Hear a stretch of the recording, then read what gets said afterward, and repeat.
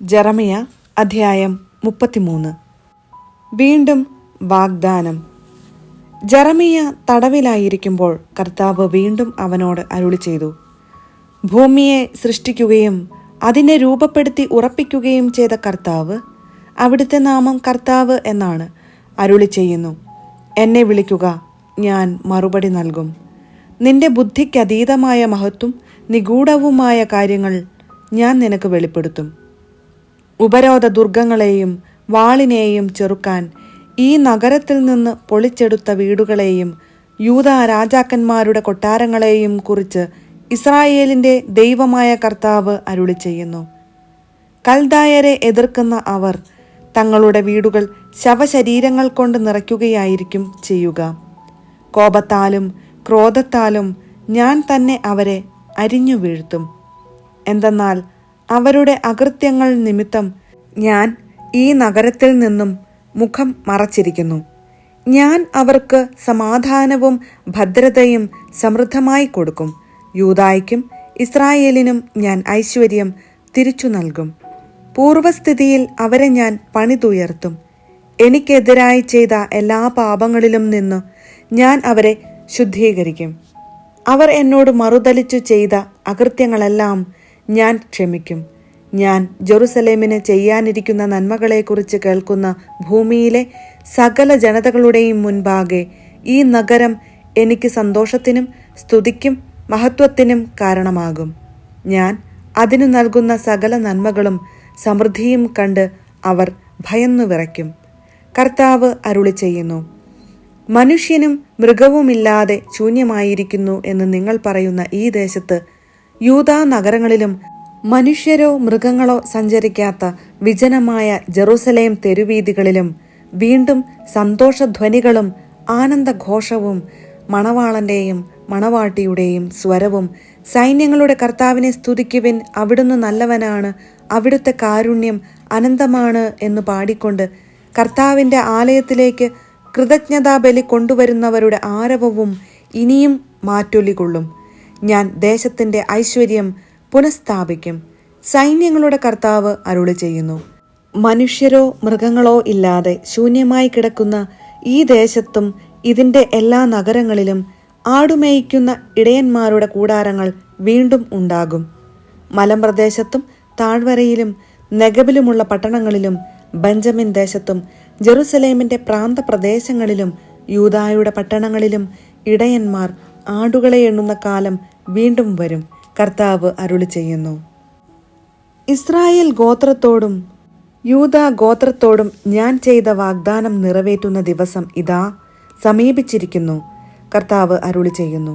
ആ നാളിൽ ആ സമയത്ത് ദാവീദിന്റെ ഭവനത്തിൽ നിന്ന് നീതിമാനായ ഒരു മുളയെ ഞാൻ കിളിർപ്പിക്കും. അവൻ ദേശത്ത് നീതിയും ന്യായവും നടത്തും. അപ്പോൾ യൂദാ രക്ഷിക്കപ്പെടുകയും ജെറുസലേം ഭദ്രമായിരിക്കുകയും ചെയ്യും. നമ്മുടെ നീതി കർത്താവ് എന്ന് വിളിക്കപ്പെടും. കർത്താവ് അരുളിച്ചെയ്യുന്നു. ഇസ്രായേലിന്റെ സിംഹാസനത്തിലിരിക്കാൻ ദാവീദിന്റെ ഒരു സന്തതി എന്നും ഉണ്ടായിരിക്കും. എന്റെ സന്നിധിയിൽ ദഹനബലിയും ധാന്യബലിയും അനുദിന ബലികളും അർപ്പിക്കാൻ ലേവ്യ പുരോഹിതനും ഉണ്ടായിരിക്കും. ജെറമിയായ്ക്ക് കർത്താവിന്റെ അരുളപ്പാടുണ്ടായി. കർത്താവ് അരുളിച്ചെയ്യുന്നു.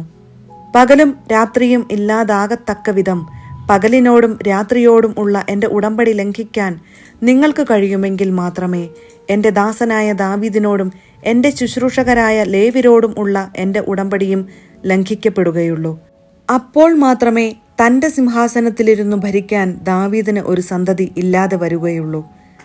ആകാശത്തിലെ നക്ഷത്രങ്ങൾ എണ്ണമറ്റവയും കടൽപ്പുറത്തെ മണൽത്തരികൾ അളവില്ലാത്തവയും ആയിരിക്കുന്നതുപോലെ എൻ്റെ ദാസനായ ദാവീദിന്റെ സന്തതികളെയും എന്നെ ശുശ്രൂഷിക്കുന്ന ലേവ്യ പുരോഹിതന്മാരെയും ഞാൻ വർദ്ധിപ്പിക്കും. കർത്താവ് ജെറമിയായോട് അരുളിച്ചെയ്തു. താൻ തിരഞ്ഞെടുത്ത ഇരുഭവനങ്ങളെയും കർത്താവ് പരിത്യജിച്ചിരിക്കുന്നു എന്ന് ഈ ജനതകൾ പറയുന്നത് നീ കേൾക്കുന്നില്ലേ? അവർ എൻ്റെ ജനത്തെ അവഹേളിക്കുന്നു. എൻ്റെ ജനത്തെ ഒരു ജനതയായി അവർ പരിഗണിക്കുന്നതേയില്ല. കർത്താവ് അരുളിച്ചെയ്യുന്നു. ഞാൻ പകലിനോടും രാത്രിയോടും ഉടമ്പടി ചെയ്തിട്ടില്ലെങ്കിൽ, ആകാശത്തിനും ഭൂമിക്കും നിയമം നൽകിയിട്ടില്ലെങ്കിൽ മാത്രമേ അബ്രാഹത്തിൻ്റെയും ഇസഹാക്കിൻ്റെയും യാക്കോബിൻ്റെയും സന്തതികളെ ഭരിക്കാൻ യാക്കോബിൻ്റെയും എൻ്റെ ദാസനായ ദാവീദിൻ്റെയും സന്തതിയെ തിരഞ്ഞെടുക്കാതെ ഉപേക്ഷിക്കുകയുള്ളൂ. ഞാൻ അവർക്ക് വീണ്ടും ഐശ്വര്യം നൽകുകയും അവരുടെ മേൽ കരുണ ചൊരിയുകയും ചെയ്യും. ജെറമിയ അധ്യായം 34. സെദക്കിയായ്ക്ക് സന്ദേശം. ബാബിലോൺ രാജാവ് നബുക്കദ്നെസറും അവൻ്റെ സകല സൈന്യവും ഭൂമിയിൽ അവൻ്റെ ആധിപത്യത്തിന് കീഴിലുള്ള സകല രാജ്യങ്ങളും ജനതകളും ജെറുസലേമിനും അതിലെ നഗരങ്ങൾക്കും എതിരായി യുദ്ധം ചെയ്തുകൊണ്ടിരിക്കുമ്പോൾ ജെറമിയായ്ക്ക് കർത്താവിൻ്റെ അരുളപ്പാടുണ്ടായി. ഇസ്രായേലിൻ്റെ ദൈവമായ കർത്താവ് അരുളി ചെയ്യുന്നു, യൂദാ രാജാവായ സെദക്കിയായോട് ചെന്നു പറയുക, ഈ നഗരം ബാബിലോൺ രാജാവിൻ്റെ കരങ്ങളിൽ ഞാൻ ഏൽപ്പിക്കും. അവൻ അത് അഗ്നിക്കിരയാക്കും എന്ന് കർത്താവ് അരുളി ചെയ്യുന്നു. നീ രക്ഷപ്പെടുകയില്ല, പിടിക്കപ്പെടും. അവൻ്റെ കൈകളിൽ ഏൽപ്പിക്കപ്പെടുക തന്നെ ചെയ്യും. നിനക്ക് ബാബിലോൺ രാജാവിൻ്റെ മുൻപിൽ നിൽക്കേണ്ടി വരും. നിന്നെ ബാബിലോണിലേക്ക് കൊണ്ടുപോകും. എങ്കിലും യൂദാ രാജാവായ സെദക്കിയ, നീ കർത്താവിൻ്റെ വചനം കേൾക്കുക. കർത്താവ് നിന്നെക്കുറിച്ച് അരുളി ചെയ്യുന്നു, നീ വാളിനിരയാവുകയില്ല, നീ സമാധാനത്തോടെ മരിക്കും. നിനക്ക് മുൻപ് രാജാക്കന്മാരായിരുന്ന നിന്റെ പിതാക്കന്മാർക്ക് വേണ്ടി ചെയ്തതുപോലെ സുഗന്ധദ്രവ്യങ്ങൾ നിനക്കു വേണ്ടിയും കത്തിക്കും. ഹാ, ഞങ്ങളുടെ പ്രഭു എന്ന് പറഞ്ഞ് അവർ നിന്നെ ഓർത്ത് വിലപിക്കും. ഞാനാണ് ഇത് പറയുന്നത്. കർത്താവ് അരുളി ചെയ്യുന്നു. ജെറമിയ പ്രവാചകൻ ജെറുസലേമിൽ വച്ച് യൂദാ രാജാവായ സെദക്കിയായോട് ഇത് പറഞ്ഞു. അന്ന് ബാബിലോൺ രാജാവ് ജെറുസലേമിനും യൂദായിൽ അവശേഷിച്ചിരുന്ന ലാഖിഷ്, അസേക്ക എന്നീ നഗരങ്ങൾക്കും എതിരെ യുദ്ധം ചെയ്യുകയായിരുന്നു. ഇവ മാത്രമായിരുന്നു യൂദായിൽ അവശേഷിച്ച ഉറപ്പുള്ള നഗരങ്ങൾ. തങ്ങളുടെ ഹെബ്രായ ദാസന്മാരെയും ദാസിമാരെയും സ്വതന്ത്രമാക്കുമെന്ന് ഒരു വിളംബരം പുറപ്പെടുവിക്കാൻ സെദക്കിയ രാജാവ് ജെറുസലേമിലെ ജനങ്ങളുമായി ഒരു ഉടമ്പടി ചെയ്തു. ആരും തൻ്റെ യഹൂദ സഹോദരനെ അടിമയാക്കാതിരിക്കാനായിരുന്നു അത്.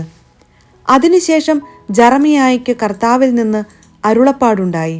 ഉടമ്പടിയിൽ ഒപ്പുവെച്ച ജനവും ജനനേതാക്കളും തങ്ങളുടെ ദാസീദാസന്മാരെ അടിമകളായി വച്ചുകൊണ്ടിരിക്കാതെ സ്വതന്ത്രരാക്കിക്കൊള്ളാമെന്ന് സമ്മതിച്ചു. അതനുസരിച്ച് അടിമകൾക്ക് സ്വാതന്ത്ര്യം നൽകി.